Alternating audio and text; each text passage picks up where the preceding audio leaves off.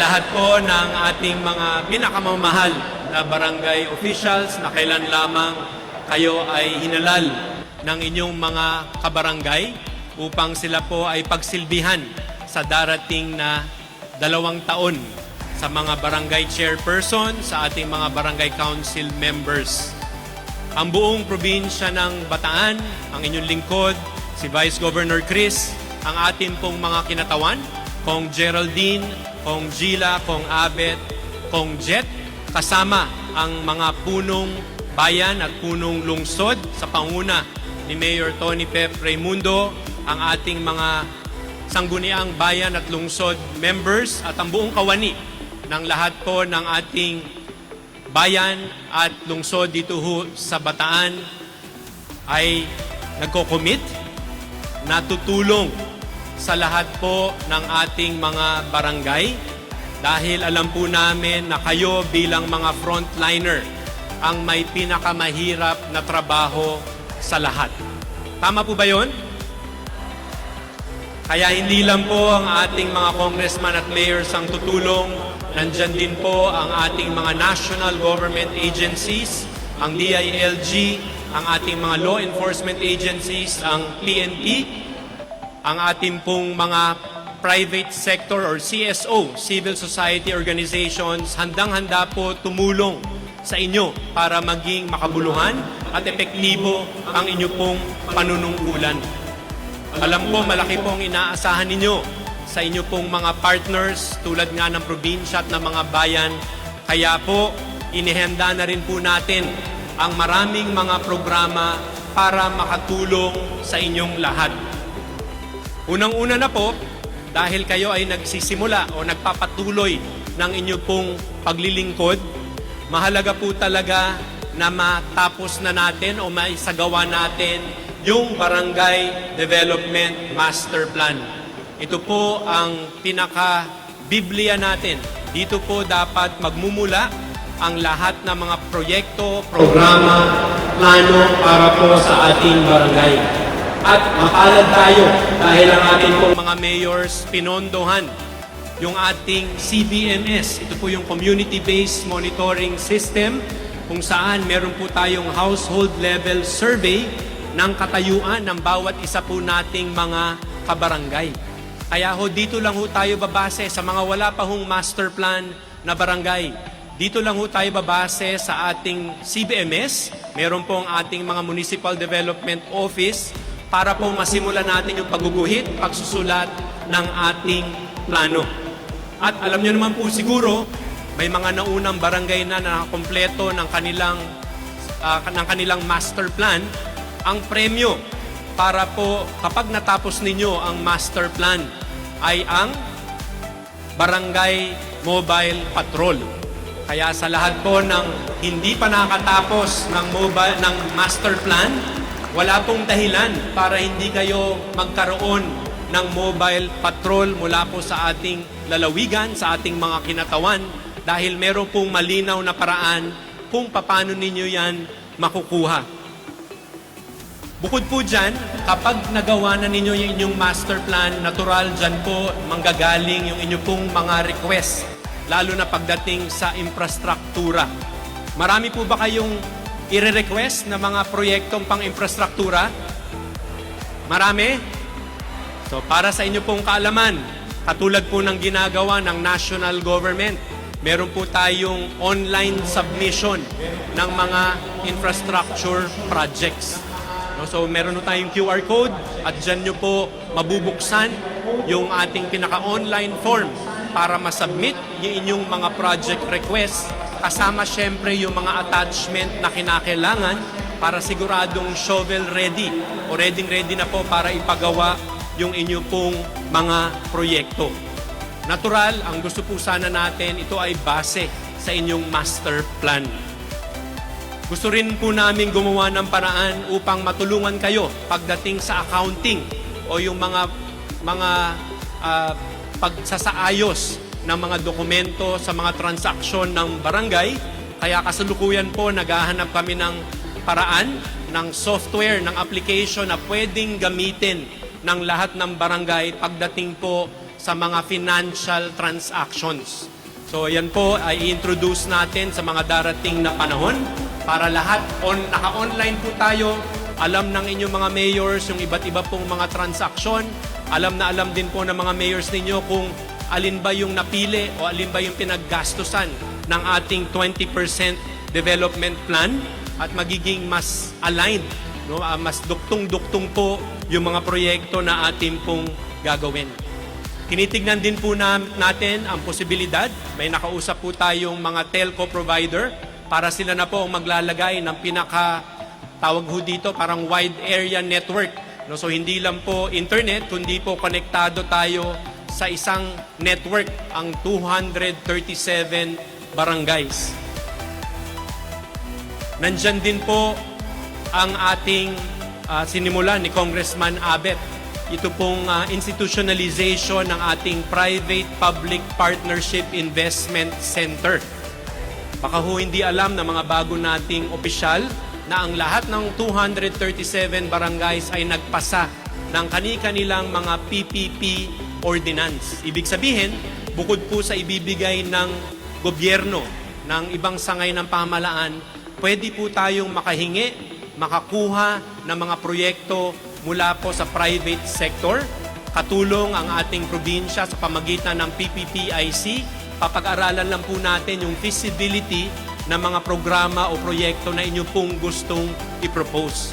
So hindi po kinakailangan lahat manggaling sa ating gobyerno. Marami po ngayong pagkakataon na gusto makipag-partner ng private sector para po sa iba't ibang mga inisyatibo ng ating barangay. At gusto ko po kayo bigyan ng update kasi napakahalaga po ito para sa feasibility ng iba't ibang proyekto na maaring pinaplano ninyo.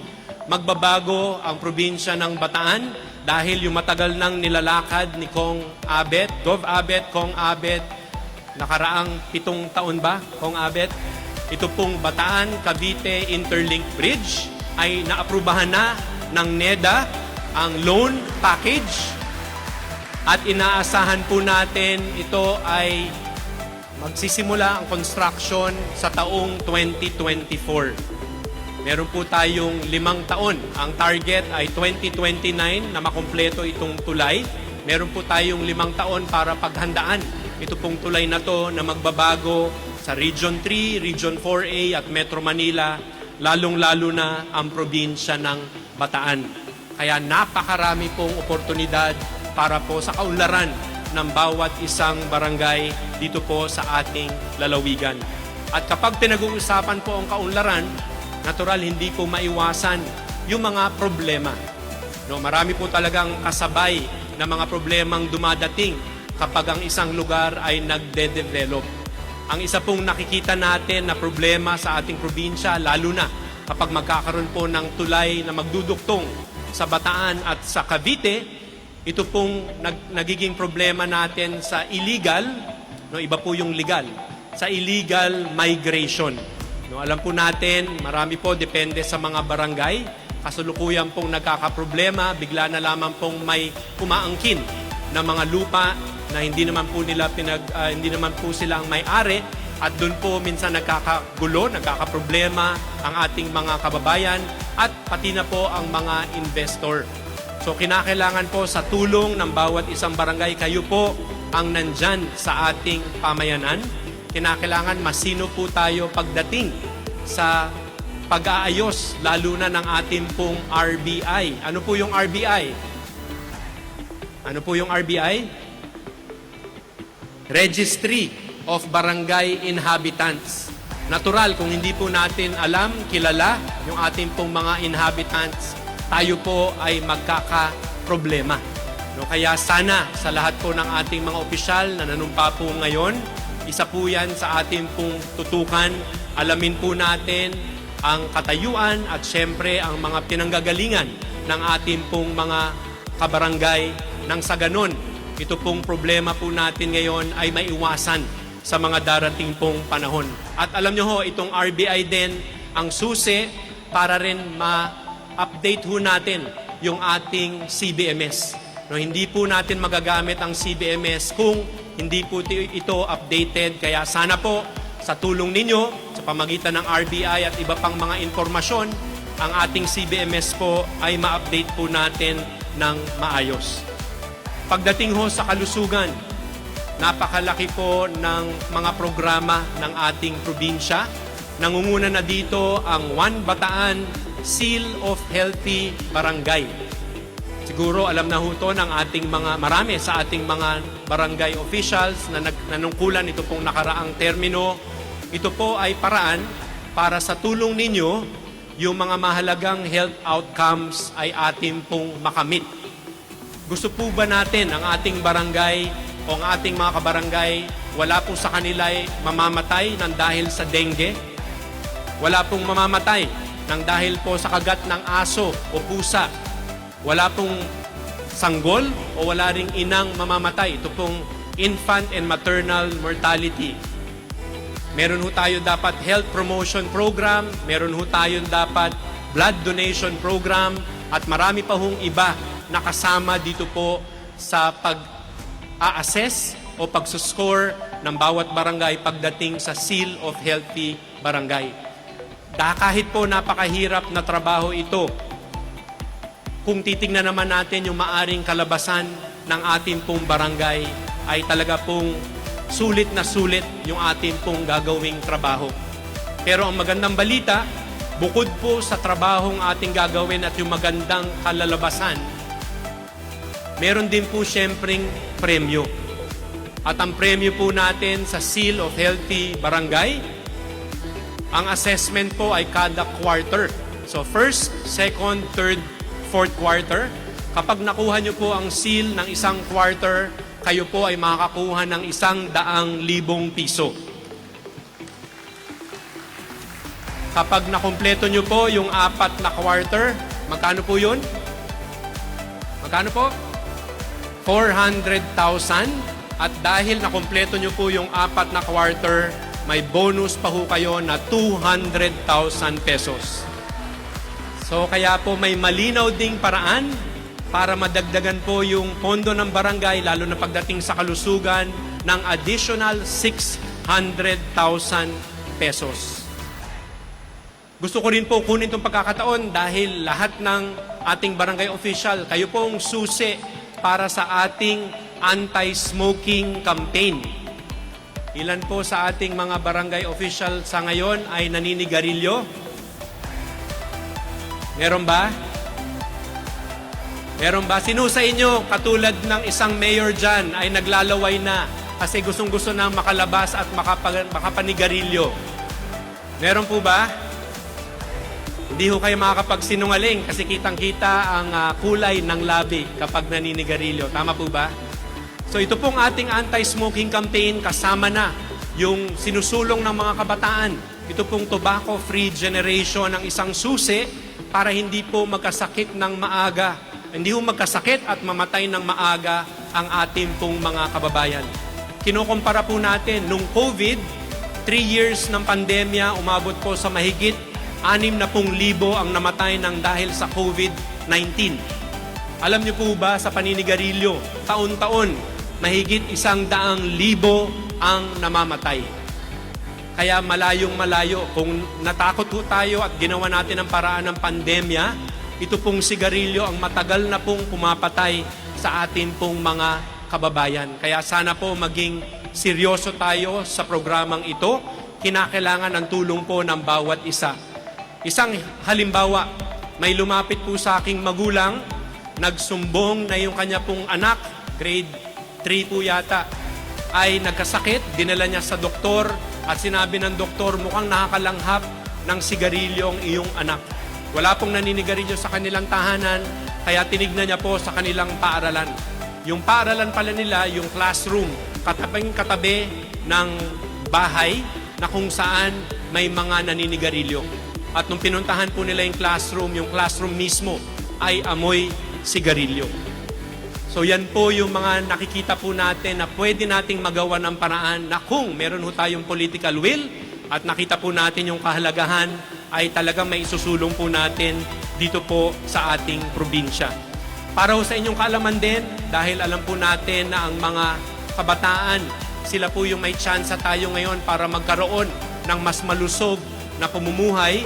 Nagpa-pilot po tayo ngayon sa lahat ng bayan ng Bataan Healthy School Settings, kung saan ang mga kabataan, ang mga learners ay binibigyan po natin ng tanghalian araw-araw para humasanay sila sa masustansyang pagkain.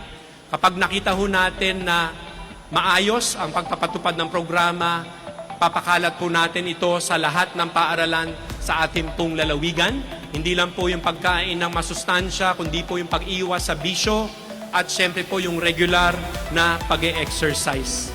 Idagdag ko na rin po yung kahalagahan ng PhilHealth Consulta Package.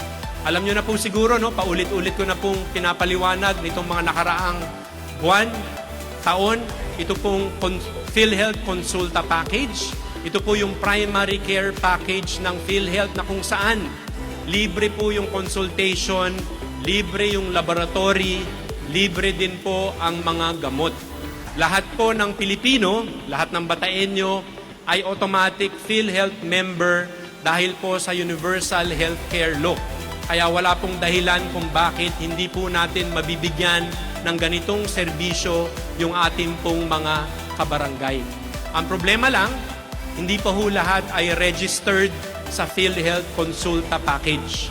Out of 850,000 population ng ating lalawigan, nasa kulang 400,000 pa lamang ang registered.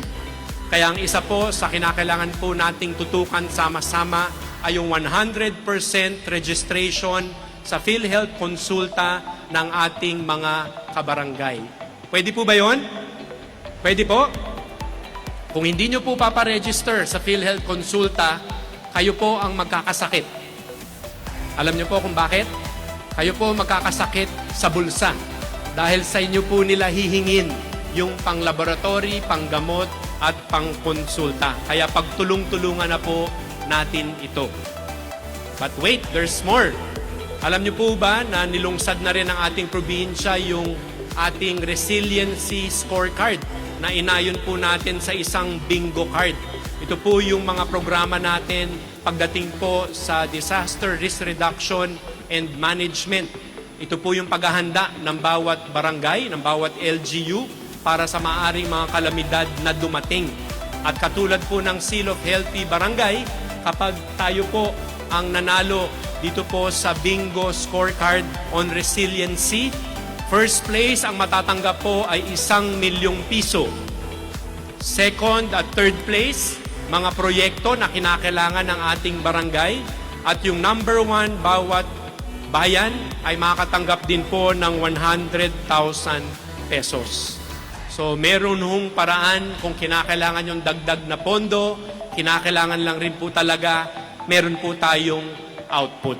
Huwag ho kayong mag-alala, papaliwanag po natin na mabuti yan sa lahat po ng ating barangay officials.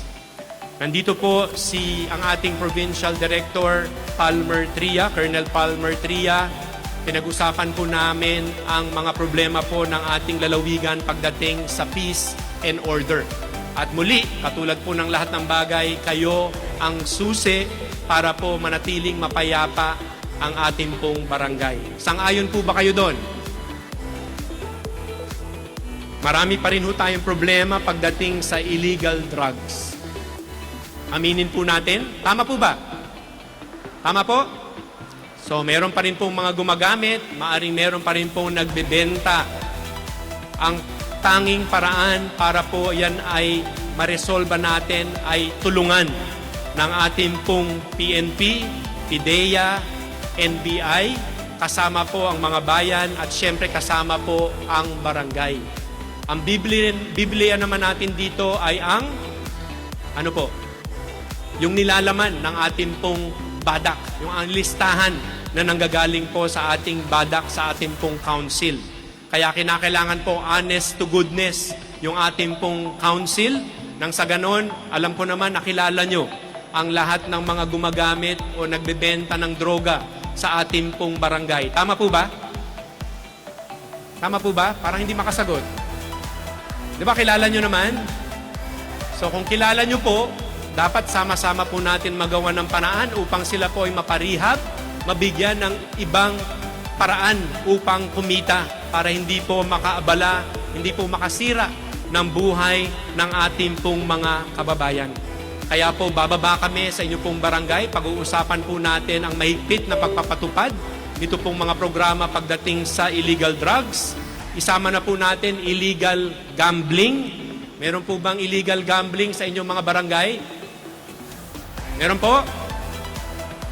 Malalaman po natin at sigurado meron din pong datos ang ating mga law enforcement agencies.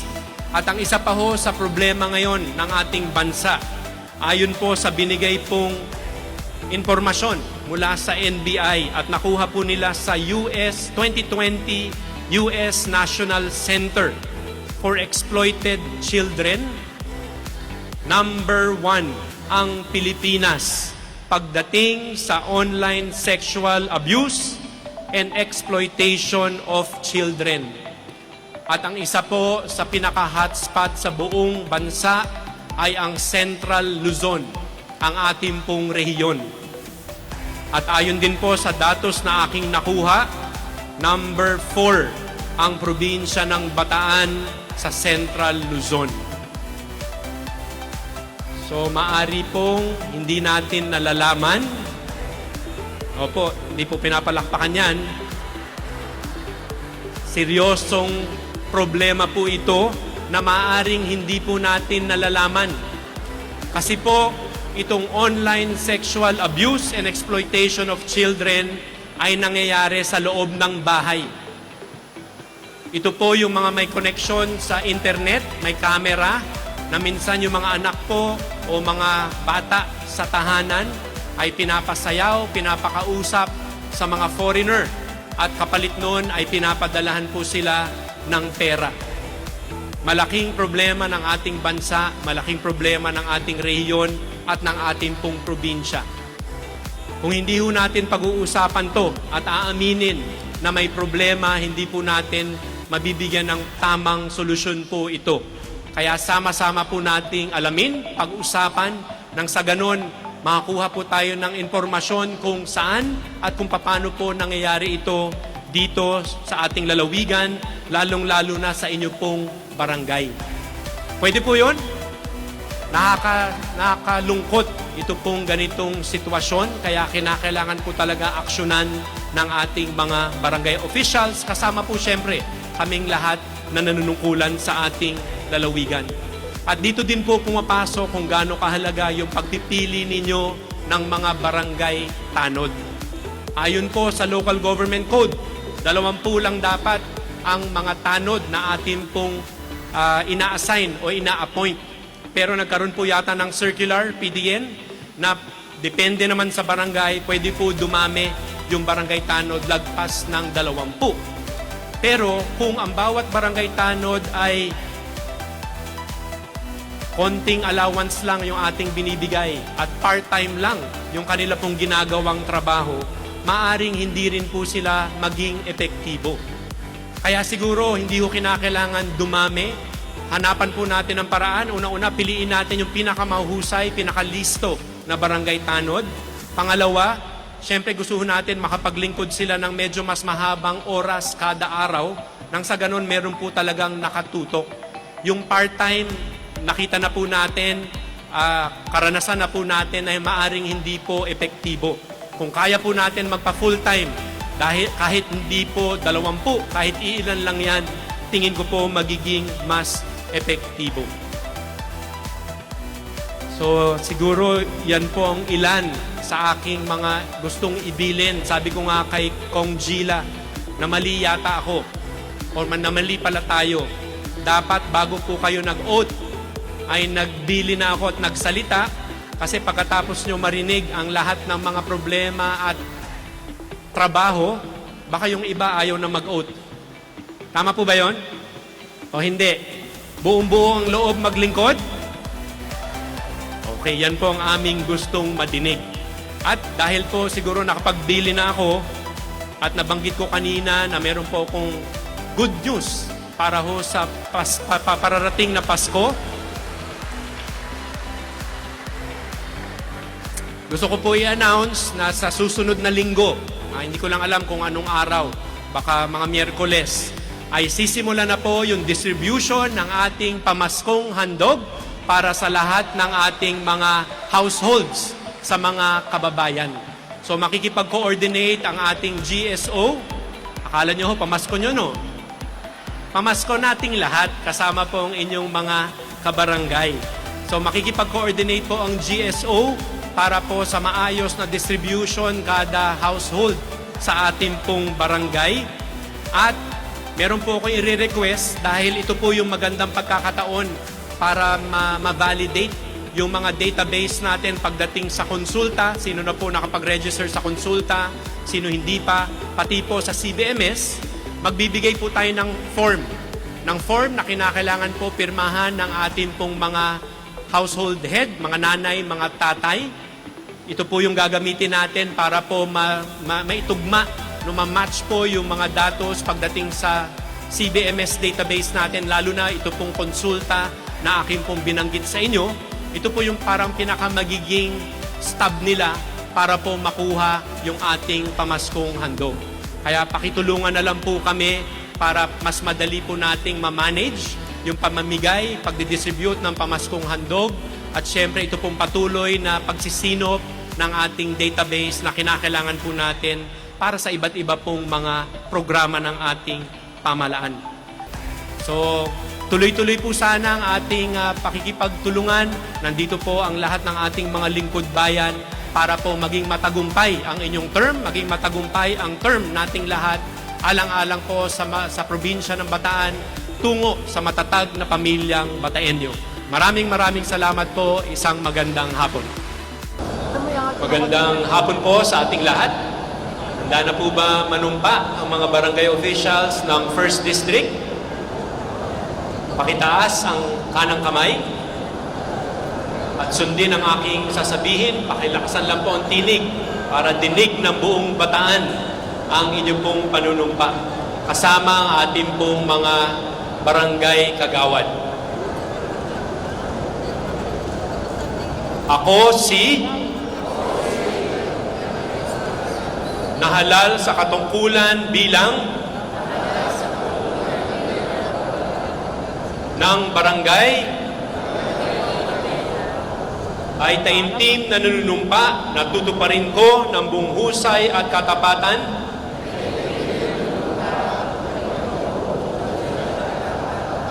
sa abot ng aking kakayahan ang mga tungkulin ng aking kasalukuyang katungkulan. Nakaway ka.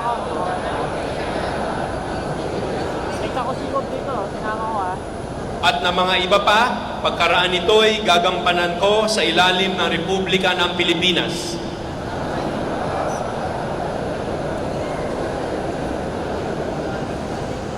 Na aking itataguyod at ipagtatanggol ang saligang batas ng Pilipinas na tunay na mananalig at tatalima ako rito.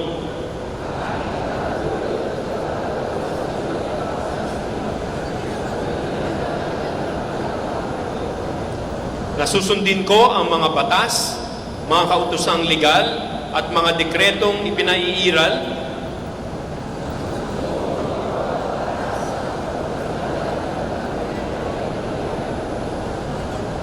na mga sadyang itinakdang may kapangyarihan ng Republika ng Pilipinas.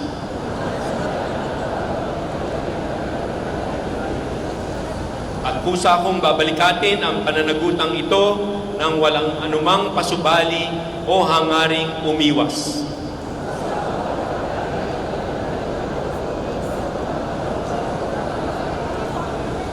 Kasiyanan nawa ako ng Diyos.